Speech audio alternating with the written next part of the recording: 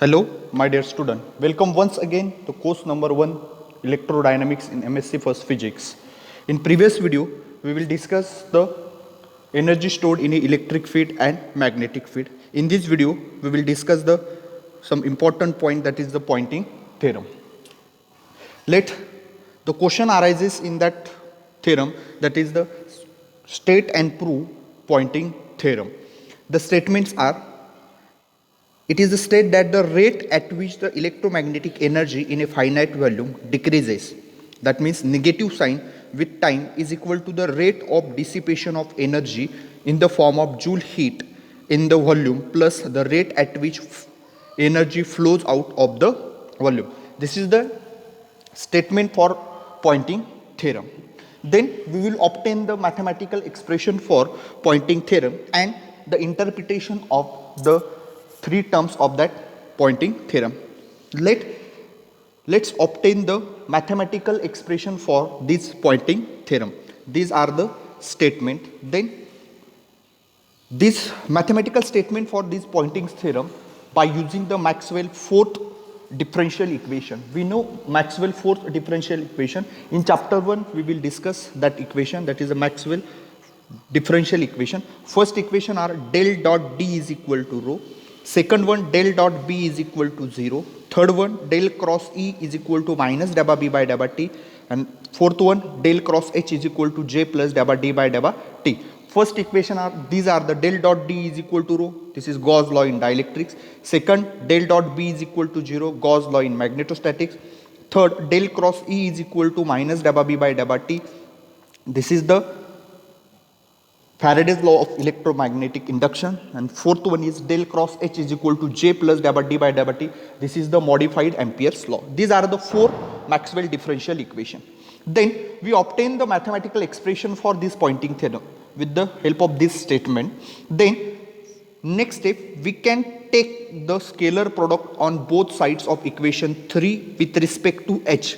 That means that equation 3, we take the scalar product of that equation 3 with respect to H, and we take the scalar product of equation 4 with respect to E. Then these equation 3 and equation 4 becomes, we take scalar product, that means that H dot, this del cross E, taking scalar product with respect to H, that means this H dot del cross E is equal to minus H dot dabba B by dabba T. Dot product, or this is also known as a scalar product. Then next, scalar product of equation 4 with respect to E, that means that E dot del cross H, last equation are E dot del cross H is equal to E dot J plus E dot dabba D by dabba T. These are the equation 5 and 6. Equation 5 and 6. In next step, this equation 5 minus equation, that means equation 6 subtracted from equation 5, and equation becomes that H dot del cross E minus E dot del cross H is equal to minus H dot dabba B by dabba T minus E dot J. This two term will be positive, but minus E dot del cross H, then multiply by negative, and then terms are minus E dot J minus plus minus get minus E dot D, because this term E dot last term, that's E dot J plus E dot dabba D by dabba T, multiply negative this minus and this minus, this term minus E dot J minus E dot dabba D by dabba T. But this expansion H dot del cross E minus E dot del cross H, this is the expansion, that means that is the vector identity, and that vector identity we know that this expansion del dot E cross H is equal to H dot del cross E minus E dot del cross H. These are the expansion of this term del dot E cross H. Then we put this value in that equation. Then equation becomes del dot E cross H is equal to minus H dot dabba B by dabba T minus E dot J minus E dot dabba D by dabba T. These are the equation number 7. Equation number 7. Suppose that given medium is linear and non-dispersive, so we can write the D bar is equal to epsilon E and B is equal to mu H, where epsilon is permittivity of medium and mu is the permeability of medium. These are the permittivity and permeability. In see the previous, that is a TY BSc class. Then we put that H dot dabba b by dabba t. We put b is equal to mu h and differentiate, then equation becomes that 1 half dabba by dabba t h dot b, and e dot dabba d by dt. We put d is equal to epsilon e 1 half dabba by dabba t e dot d. This is that h dot dabba b by dabba t is equal to 1 half dabba by dabba t h dot b. We put the value of this h dot dabba b by dabba t and e dot. This is the 1 half dabba by dabba t and 1 half dabba by dabba t e dot d in equation 7. This by using equation 8 and equation 9 we put this equation in equation number 7. Okay, these are the value of that h dot dabba b by dabba t and e dot dabba d by dabba t. Then using equation 8 and 9, equation 7 becomes last line, and that equation 7 means we put h dot dabba b by dabba t, the value of, and the value of e dot dabba d by dabba t. Equation becomes del dot e cross h is equal to minus 1 half dabba by dabba t h dot b minus 1 half dabba by dabba t e dot d and minus ej as it is. We put by using equation 8 and 9. In next term, integrating above equation in finite volume, then integrating this finite volume v, then integration del dot e cross h dv, and this term minus dabba by dabba t will common, minus dabba by dabba t common, that means 1 half h dot b plus 1 half will be common, means in middle sign will be plus because minus will be common out, and then minus d by d dt integration 1 half h dot b plus e dot d dv minus integration e dot j dv, because integrating the above equation, and we common out minus d by dt, that means this middle term will be plus. Okay, these are the equation number 10. But by using Gauss divergence theorem, on LHS of equation number 10, and this volume integral del dot e cross h, this volume integral is converted into surface integral by using Gauss divergence theorem, and that conversion is closed integral over surface s e cross h dot ds is equal to minus d by dt integration 1 half h dot b plus e dot d dv minus e dot j into dv. Then using the Gauss divergence theorem. In next line, this minus integration e dot j dv, transform that side, it will be the plus, and remaining term, that term as it is, minus d by dt integration over volume v 1 half h dot b plus e dot d dv is equal to integration e cross h dot ds plus integration, because this minus integration e dot j, transform that side, it will be the plus, and integration j dot e into dv. This is the equation number 11, and this equation 11 is known as a mathematical forms of pointing theorem. We see the statement in Poynting's theorem, and this is the statement, but this equation 11 are the mathematical forms of a Poynting's theorem. Then we see the interpretation of each term of that equation number 11. Each term is minus d by dt integration 1 half h dot b plus e dot d dv, then RHS of first term e cross h dot ds, then RHS of second term j dot integration j dot e into dv. Then each term of interpretation, let's see the interpretation of each term. Then interpretation of each term given below, that first term is the interpretation of integration j dot e into dv. First, that RHS of the second term. Let us see the RHS interpretation of RHS of second term, that is the integration over volume v j dot e dv. Okay. Then consider a very charged qj with moving with velocity. In magnetostatic, we see the charge with moving with constant velocity v. Then this integration, in last equation, that is the integration j dot e dv is equal to this dv, in bracket we write integration over volume v j dv, we write dv in bracket dot e. In next, put dv is equal to ds into dl, because formula are that dv is the small volume, then dv is the small volume is equal to small area into small length. Formula are small volume is equal to small area into small length, and that formula, then we put dv is equal to ds into dl, and we put j as it is, that dv is equal to ds into dl dot e. But this current in terms of, that is the JDS. J is the current density, charge passing per unit time per unit area, that is the I is equal in current in terms of J into ds. And JDS, we put JDS is equal to I dl dot E. But current, that is the flow of charges per unit time, that is a dq by dt, then we put in I is replaced by that dq by dt, and dq by dt dl dot E. But dl by dt, rate of change of displacement with respect to time, that is the velocity, and integration dq as it is dl by dt, we put v dot E. But then this, the dq, that integrating that term, dq integration will cancel, and the remaining term q v dot E.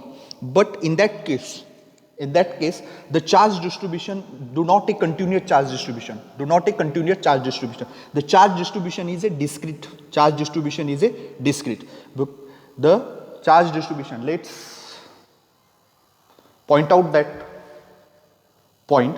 The charge distribution do not a continuous charge distribution. The charge distribution is a discrete charge distribution, and that this qv dot E, that then including all charges, and we put a summation, because charge distribution is a discrete, do not a continuous, and that's why j dot E dv is equal to summation over j qj vj into ej, including all charges.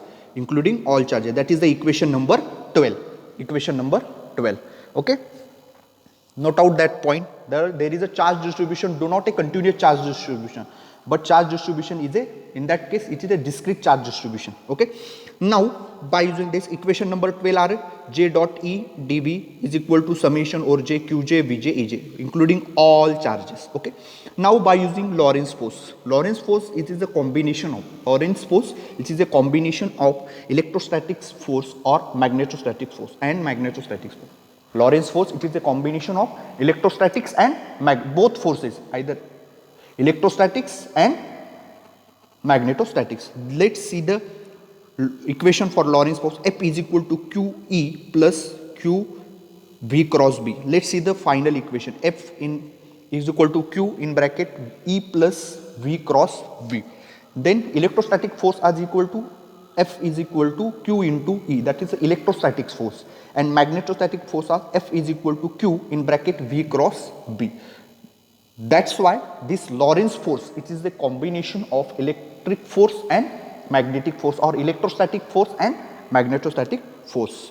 Then the work done by force displacing the charge by an infinite decimal distance. We calculate the small work done of that displacing the charge, and that work done is dw is equal to F dot dl. Then we use the Lorentz force, then dw is equal to Lorentz force is Q E plus V cross B dot dl, and dw is equal to, then we multiply Q and that dl, Q E dot dl plus Q, middle sign is plus, Q in bracket multiply by Q, then Q E dot dl, then next plus, next term Q in bracket V cross B dot dl. But V is the velocity, and that is the rate of change of displacement with respect to time, and we put V is equal to dl by dt. Then equation are dw is equal to Q E dot dl plus Q V dl by dt cross B dot dl. Then by using vector identity, A cross B dot C is equal to A cross C dot B. This A, this B and this C. Then we write is equal to A cross C, that means dl cross dl dot in that B and that in that capital B. Using this vector identity, A cross B dot C is equal to A cross C dot B. Okay, but this dl by dt cross dl, this is a parallel vector. Dl by dt cross dl is the parallel vector, and that will be the equal to 0. This parallel vector, the value of this parallel vector is 0. And then equation, this total term will be 0, and that equation are dw is equal to remaining that term QE dot dl. dw is equal to QE dot dl bar. Then we can take the time rate of doing work. Time rate means, the first rate means 2 first order derivative. We can take the first order derivative, and that dw by dt is equal to qe dl by dt, and that dl by dt, rate of change of displacement with respect to time, is dw by dt is equal to qe dot v. Then v including all charges, in that next step including all charges, and dw by dt is equal to summation over j qj ej dot vj. This equation number 13 are dw is equal to summation over j, last equation are 13, qj ej vj, and equation 12 are integration j dot e dv is equal to equation 12 are summation over j qj vj dot ej. Then next step, comparing equation 12 and 13. Comparing equation 12 and 13, and we write integration j dot e dv is equal to dw by dt. Integration j dot e dv is equal to dw by dt, and this represent the rate at which work done by the field of charges displacing the volume v. This integration j dot dv is equal to dw by dt. This represent the rate at which work done is done by the field of charges displacing the entire volume or volume v. This is the physical significance of that first term and that interpretation of that first term. In next, second, interpretation of minus d by dt integration 1/2 h dot b plus e dot d dv. Okay. Then we know the energy density. In previous point we calculate the energy density or the definition. Let's see the definition of energy density. Energy density is a energy per unit volume, energy stored per unit volume in a magnetic field and electric field. We calculate in previous point, that is the energy stored in a electric field and magnetic field. Also calculate the in first point, that is the energy density in a magnetic field. We calculate the energy density in a magnetic field. Then that um is equal to 1/2 h dot b and ue is equal to 1/2 e dot d respectively. As an electromagnetic field contains electric and magnetic field is the sum of energies, and that term integration 1/2 h dot b plus e dot d dw represent the electromagnetic energy stored in a volume. That means that physical significance of that term is a electromagnetic energy. 1/2 hb is a magnetic energy and 1/2 ed is the electrostatic energy. That term, that 1/2 h dot b e dot d dv represent the electromagnetic energy stored in a volume v. Physical significance of that term is the electromagnetic energy stored, and the LHS of equation 11 represent the rate at which electromagnetic energy stored in a volume decreases with time, because the minus sign, and that means this last line will be the electromagnetic energy stored in volume, and that represent the rate at which electromagnetic energy stored in volume decreases with time. Negative sign indicates that decreases with time. And the last term, that is the interpretation of integration E cross H dot ds is equal to that quantity E cross H.